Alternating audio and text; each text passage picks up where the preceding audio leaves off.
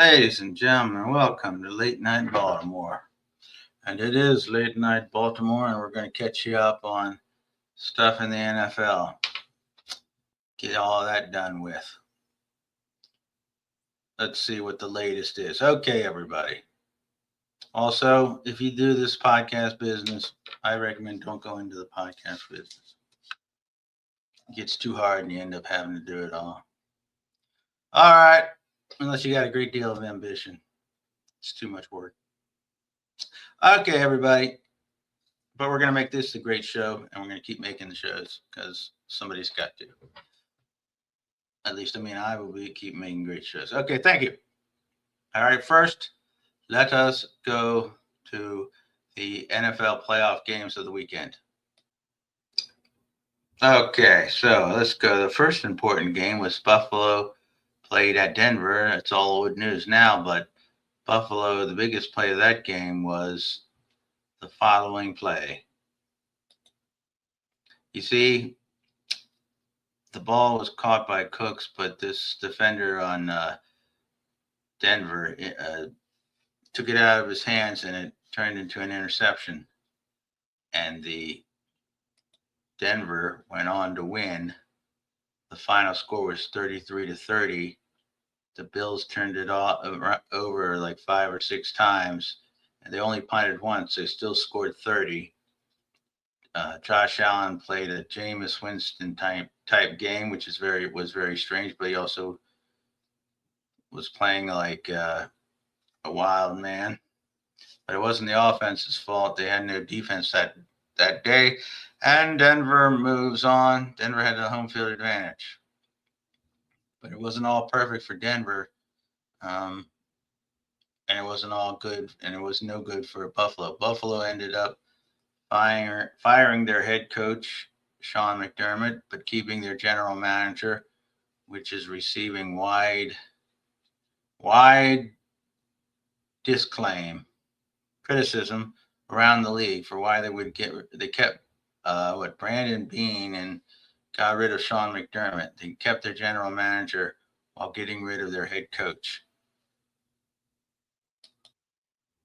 When the game ended, Sean Payton, coach of the victorious Denver Broncos, went to the podium and delivered news, kind of like in the Iron Man movies when Tony Stark announced that he was the Iron Man.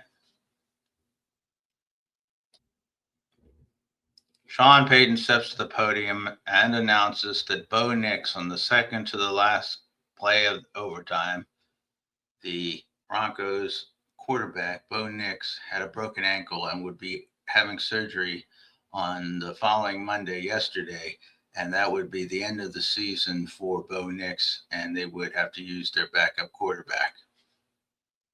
So that couldn't be great news for Denver.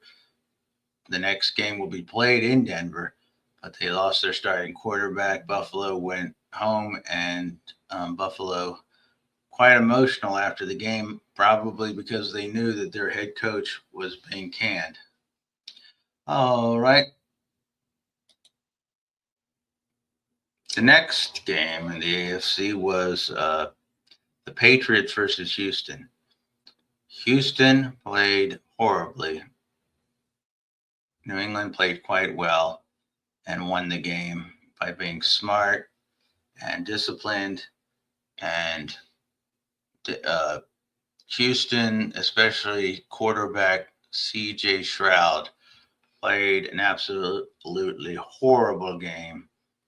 And it doesn't matter how good Houston's defense was, you can't throw, 5 or 6 interceptions in the game as Stroud did and expect to be in the game, in a playoff game in New England. And the Patriots won, and they will go to Denver for the AFC Championship. Let's look at the big play of that game. This is the play of the game that epitomizes what happened. A long pass towards the end of the game towards the goal line, where Houston would have sort of had a fantasy chance of an onside kick if the receiver makes the catch. He dropped the ball, but it was a poorly thrown pass. He was wide open there for a second. And Houston plays horribly and is outplayed by the much more disciplined New England Patriots, who advance.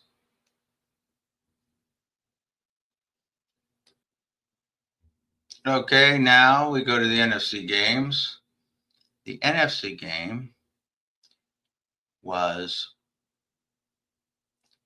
well, one of the first NFC game was the Seahawks against the 49ers. And the 49ers are a team that has failed again to advance, and they will not be winning the Super Bowl this year. They did have a lot of injuries. That's true. But they got totally blown out by the Seattle Seahawks, who will be hosting the NFC Championship game. Okay, so here is a shot of the most important play of the Seattle 49ers game. It is the opening kickoff. Seattle receives the opening kickoff. As you can see, it's caught, and that was the end of their chances in this game. I mean, not Seattle. Seattle catches the game opening kickoff, and that's the end of the 49ers' chances. This was an absolute massacre in that game. Total blowout. Seattle advances. Complete crush of the San Francisco 49ers.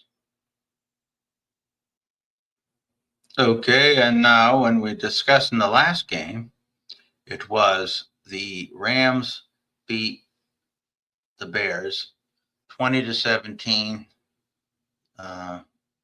The Bears are a very smart team, experienced playoff team. McVay, the coach of the Rams, has just gotten better at coaching. And with one Super Bowl ring, he's really gotten this team to come back this year. And Matthew Stafford is, if he isn't the MVP of the season, he's the runner-up for MVP of the season. But he is he's playing at his best. He had his best season passing, and they're formidable because of their experience and their intelligence and their talent, and because Matthew Stafford is an outstanding quarterback. So the Rams will travel to Seattle, but don't look past the Rams winning, because they have all those things I've said going for them. But although the Bears lost, they had one of the great plays you'll ever see. It was a pass. It was 4th down and 4 at the end of the game with about 20 seconds left. The Bears are trailing.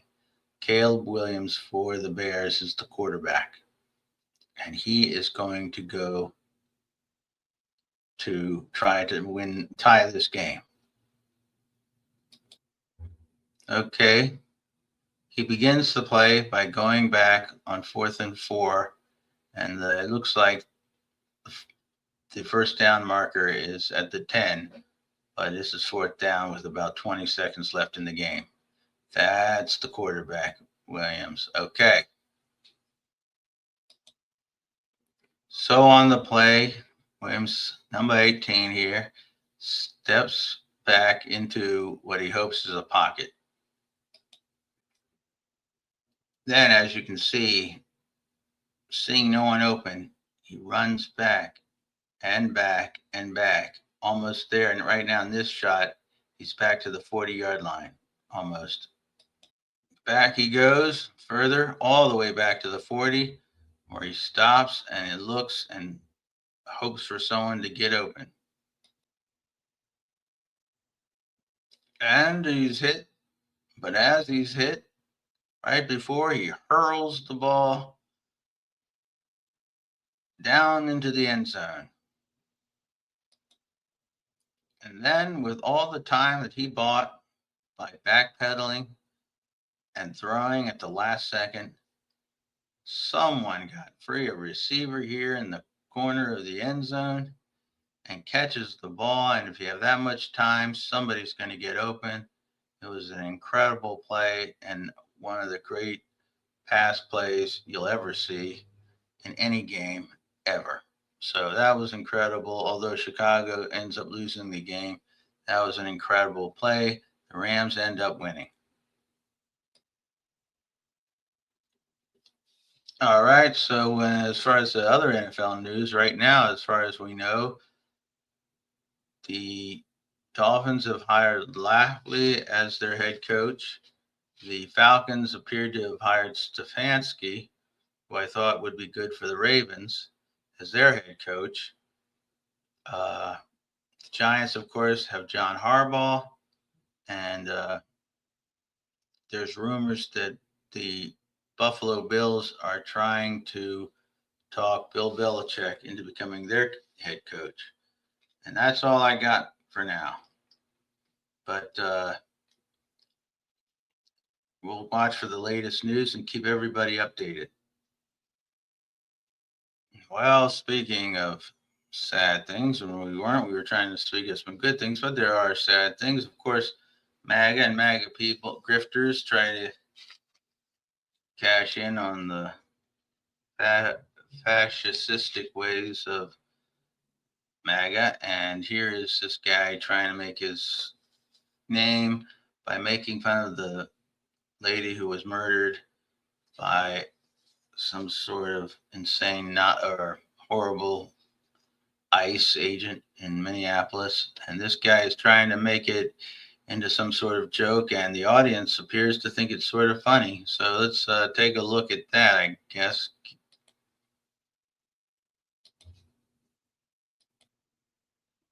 I don't really want to give this person too much time, but this is some hideous stuff, and this is the attitude. I guess a lot of Americans think this is all a big joke, that somebody's murdered and that the president of the United States, so-called, is wants to invade Minnesota with military troops. Okay, and here's the mindset of what we're looking at. This used to be a good country where you know there was like groupies and stuff. Now they just have these ice ladies. The woman who got shot in the face by ice. I call her the ice lady. Or after a couple drinks, I call her ice lady. But she's dead, and it's a damn shame.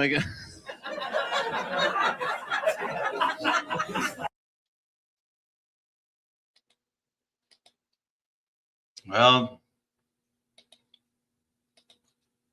that's the kind of what we're dealing with here in these United States, 2026 January. People getting a big laugh out of somebody being an innocent woman being murdered by a so-called law enforcement agent, and who was given total immunity, probably not going to face any consequences.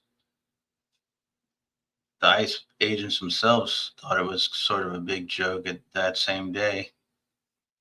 And if that isn't enough to scare you, to tell you what a fascistic country we now are in, and if you don't think something needs to be done, or you think it's okay to tune out and not pay attention to the news, not do anything about it, and not support candidates who are fighting this, and you really got to rethink what you're doing in this world.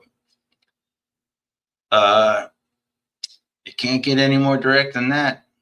Anyway, we're going to have some better news as we figure out about the championships. Are going to, it's Seattle hosting the Rams, and those are easily the two best teams in the NFC this year. That's fair.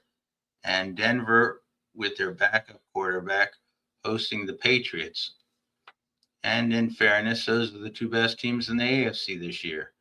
So despite a very strange and probably not the greatest season in NFL history, it ends up with probably the best teams in the championships, and that's good. Anyway, we'll address those and we'll go back and check out this coaching carousel that we're talking about, get updates, and we'll come do an update if we hear about anything that's happening with the our own Baltimore Ravens. You got to check that, Hans. All right, everybody. This is Late Night Baltimore. We do thank you all.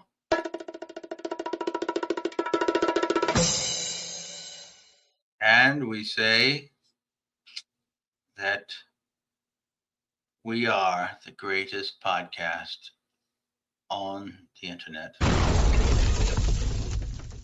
And F MAGA, like and subscribe, tell all your friends, and have a great Tuesday. Hope you had a great Monday.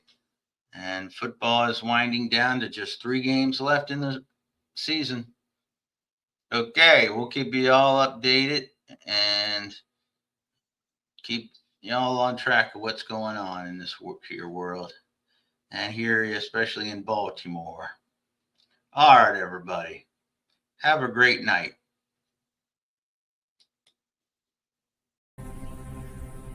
Big Rooster.